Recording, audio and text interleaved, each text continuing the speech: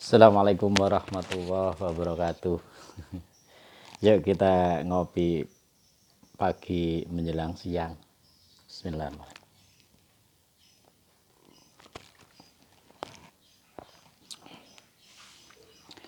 Alhamdulillahirabbil alamin. Allahumma shalli ala sayyidina Muhammad wa ala ali sayyidina Muhammad.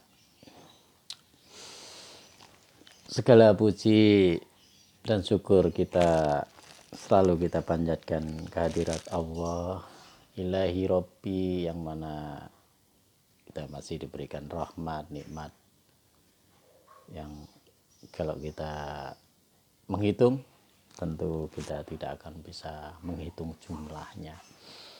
Allahumma sholli ala sayyidina Muhammad wa ala ali sayyidina Muhammad. Melanjutkan cerita tentang manaqib, wabil khusus manaqibnya Sultan Aulia Allah Syekh Abdul Qadir Al-Jailani radhiyallahu an. Kali ini Al-Fakir akan melanjutkan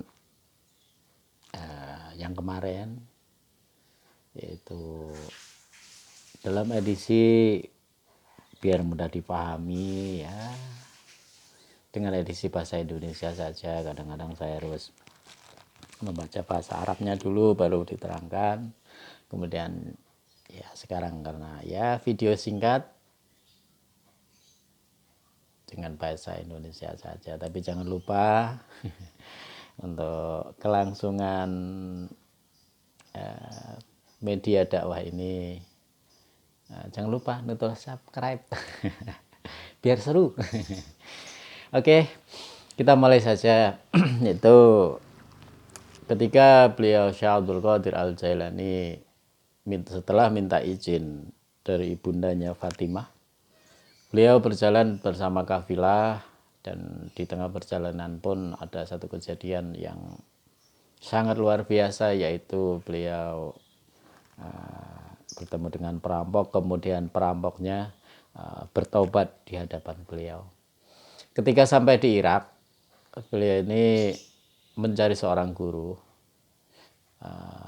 Walaupun beliau memang ditakdirkan menjadi seorang wali, tapi tetap beliau adalah berguru kepada banyak guru. Ketika sampai di Baghdad, beliau berguru, nggak langsung ketemu guru, tapi yang muter-muter dulu mencari guru karena memang tidak tahu mana yang dituju. Kemudian beliau ya keliling pasar, melihat keadaan kota Baghdad waktu itu. Ya mungkin tidak jauh dengan zaman sekarang, zaman waktu itu, yaitu orang sudah banyak kecenderungan hubud dunia. Jadi cinta dunia, mengejar harta, pangkat, jabatan, dan senang-senang. Itu memang ya mungkin kalau dengan zaman sekarang ya nggak ada bedanya, nggak jauh beda. Di tengah muter-muternya itu tadi beliau bertemu dengan seorang wali yang kebetulan sebetulnya wali itu adalah sangat profesional, ya sangat ahli di dalam ilmu tasawuf, yaitu wali tersebut bernama Abu Khairi Muslim At-Tabbas bin At-Tabbas. Jadi itu ya Abu Khairi Hamad bin Muslim At-Tabbas, itu ya nama wali tersebut. Jadi Syekh Hamad radhiyallahu an ya. Nah, yang lucu, Syekh Hamad ini pekerjaannya ini adalah seorang pedagang serbet untuk pembersih piring itu loh, pembersih piring. Itu pedagang itu. Jadi kesehariannya beliau ya Syekh Hamad ini adalah seorang pedagang serbet. Begitu juga ada seorang imam besar, yaitu Imam Abu Hanifah. Itu beliau dulu juga seorang pedagang kain gitu, walaupun seorang imam besar, imam mazhab ya. Ini juga sama.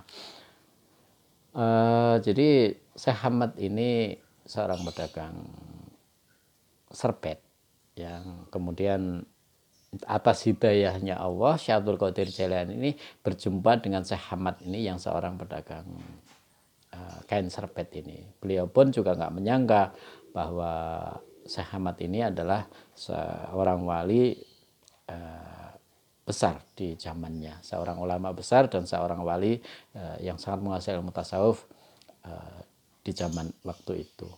Kemudian pertemuan Syekh Abdul Qadir Jailani ini ya tentu Syekh Abdul Qadir Jailani ini menghadap Syekh Hamad dengan sifat takzimnya, dengan sifat hormatnya, menyerahkan dirinya untuk dididik, dibimbing oleh Syekh Hamad. Jadi Syekh Abdul Qadir Jailani selama berguru ke Syekh Hamad ini, wah digembleng luar biasa, disuruh puasa, tidak boleh tidur, segala macam digembleng. Dan ya tentunya yang namanya digembleng pun juga ya sengsara namanya juga digembleng. Tapi itu adalah untuk membentuk mental beliau, membentuk istilahnya nafsiyah beliau, supaya bisa di dalam tazkiyatul anfas, mengendalikan nafsu itu bisa terlatih. Jadi kalau orang zaman dulu itu sangat rajin riyadhah, sangat rajin tirakat ya, gurunya pun juga mengajarkan seperti itu. Kalau zaman dulu memang yang diasah adalah hatinya dulu, kalau sekarang bergeser itu otaknya dulu. Jadi sekolah yang dikejar pinternya dulu, jadi hatinya tidak pernah diasah. Sehingga ya kita lihat saja seperti apa perbedaannya, apa yang dihasilkannya. Nah, selama berguru ini memang Syekh Abdul Qadir Jailani disuruh puasa, sholat malam, zikir, dan tidak boleh tidur itu cukup lama dan bertahun-tahun ya. Tapi Syekh Hamad ini memang beliau seorang wali, bahwa Syekh Abdul Qadir Jailani yang menjadi muridnya itu juga adalah seorang wali. Jadi wali diajarkan wali gitu ya. Ya sudah semestinya seorang wali diajarkan oleh wali lagi gitu, sudah semestinya ya. Nah, supaya ya tentu sesuai dengan levelnya kan gitu. Supaya ya cepat naik derajat keilmuan dan kemuliaannya seperti itu. Pada suatu hari ada seorang kafilah, seorang pedagang ini mendatangi Syekh Hamad, minta izin. Ya, minta izin kepada Syekh Hamad. Ya Syekh, saya akan pergi berdagang dengan modal 700 dinar. Bagaimana menurut pandanganmu, pendapatmu? Kemudian Syekh Hamad ini menjawab, karena beliau seorang wali yang diizinkan untuk bisa melihat Lauhul Mahfud. Dilihatlah itu ya, di dalam mukasyafahnya, ma'rifatnya, dilihat Lauhul Mahfud. Ternyata Syekh Hamad ini melihat bahwa Abu Mudhafar, kafilah ini namanya Abu Mudhafar ya. Abu Mudhafar ini akan dibunuh oleh perampok. Sudah, kamu jangan pergi tahun sekarang, karena kamu nanti di tengah jalan akan dirampok dan dibunuh. Karena ketika mendapat jawaban seperti itu, tentu Abu Mudhafar yang seorang kafilah ini, seorang pedagang ini galau. Aduh, pengen dagang, sudah punya modal, ngumpulin modal susah, pengen dapat untung, malah dibilang seperti itu. Padahal yang bilang itu adalah Syekh Hamad, seorang wali yang tidak mungkin meleset gitu. Pulanglah Abu Mudhafar ini. Kemudian Abu Mudhafar ini bertemu muridnya Syekh Hamad ini, yaitu Syekh Abdul Qadir Al-Jailani. Kemudian Abu Mudhafar ini, kafilah ini menceritakan kepada Syekh Abdul Qadir Jailani, ya Syekh Abdul Qadir Jailani, engkau adalah termasuk kekasih Allah. Bagaimana pandanganmu kalau aku tahun ini berangkat berdagang, karena aku sudah punya modal 700 dinar gitu kan.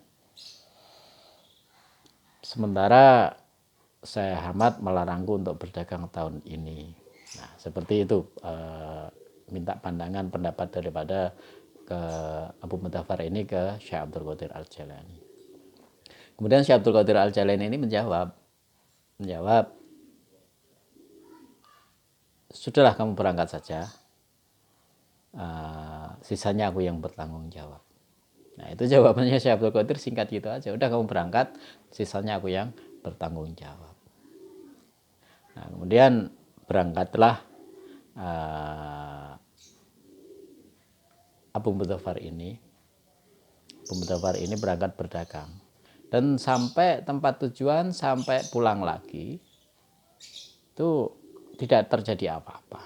Nah, ketika pulang di tengah jalan ini, Abu Mudzaffar ini yang seorang kafilah ini tadi setelah berdagang itu mendapat keuntungan yang sangat besar. Ya, modal 700 dinar waktu itu mendapat keuntungan, dia bisa menjual sampai 1000 dinar. Ya minimal paling tidak ya 300 dinar yang bisa dikantongi. Artinya mendapat untung besar untuk zaman itu, modal 700 dapat untung 300, itu sudah mendekati 50%, 45%-nya ya.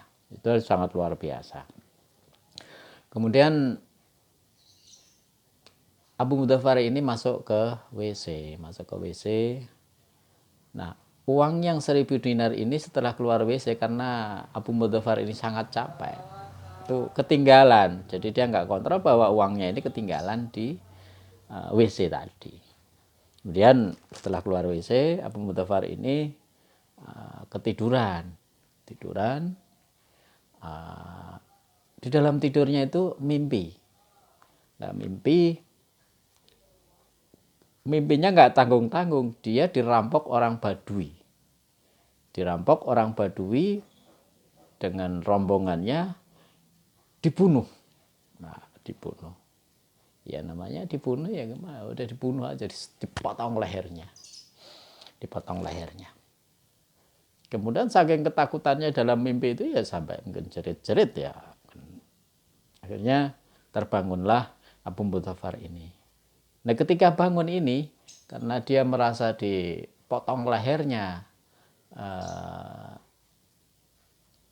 oleh orang Baduy yang perampok itu, dipeganglah, jadi tanpa sadar dipeganglah ini leher Abu Mudzaffar ini.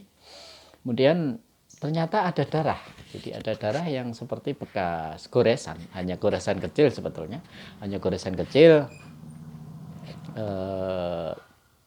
seperti kena pedang itu tadi, tapi hanya goresan kecil. Nah, kemudian adalah Waalaikumsalam. Simpen.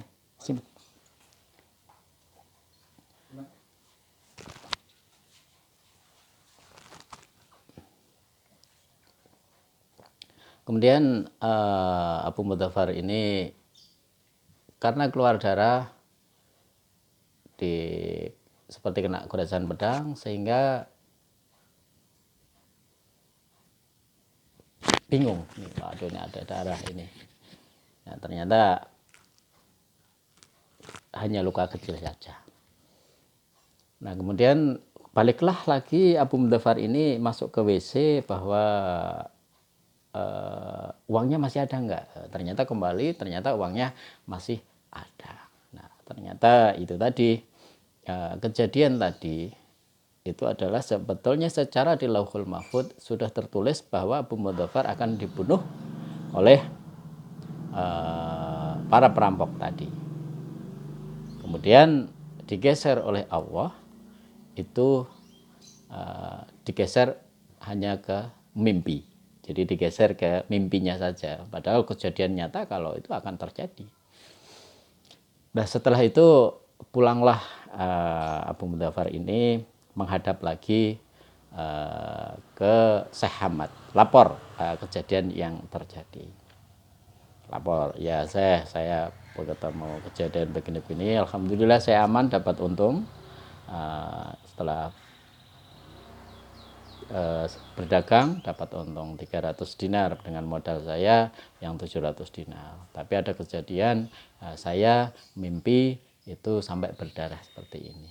Kemudian Syekh Ahmad itu dawuh, itu sebetulnya karena kamu didoakan oleh Mahbubullah yaitu Syekh Abdul Qadir Jailani, orang yang dicintai oleh Allah yaitu Syekh Abdul Qadir Jailani itu sebanyak 17 kali, sehingga bergeserlah Lauhul Mahfud itu. Nah, jadi takdirnya Allah itu bergeser. Kemudian sangat bersyukur sekali Abu Mudzaffar ini, alhamdulillahirabbil alamin, atas karomah dan berkahnya Syekh Abdul Qadir Jailani ini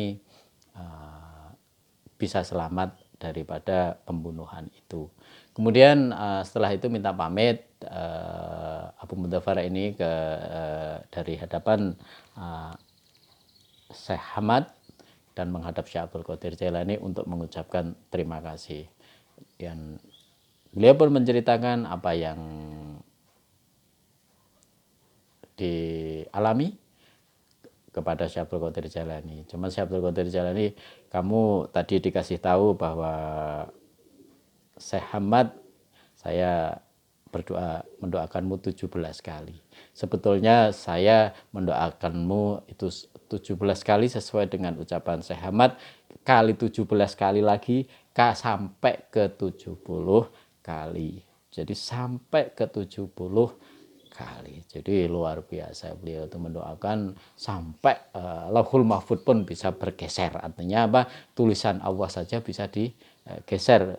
Jadi bisa bergeser, bisa dirubah oleh Allah sendiri berkat doanya Syekh Abdul Qadir Al-Jailani, sebab beliau adalah seorang wali, ratunya wali yang dikasihi Allah, sehingga permintaannya untuk merubah nasib orang, takdir orang sekalipun itu dipenuhi oleh Allah Subhanahu wa taala. Dengan demikian mudah-mudahan kita semakin tahu, semakin mengerti daripada perjalanannya Syekh Abdul Qadir Al-Jailani, dan kita ya berharap tentu mendapatkan berkah dari beliau, mendapatkan karomah dari beliau, mendapatkan syafaat dari beliau, tentu juga syafaatnya Rasulullah Shallallahu Alaihi Wasallam. Itu sedikit yang bisa saya ceritakan daripada manaqibnya Syekh Abdul Qadir Jailani yang itu ada di kitab Nurul Burhan,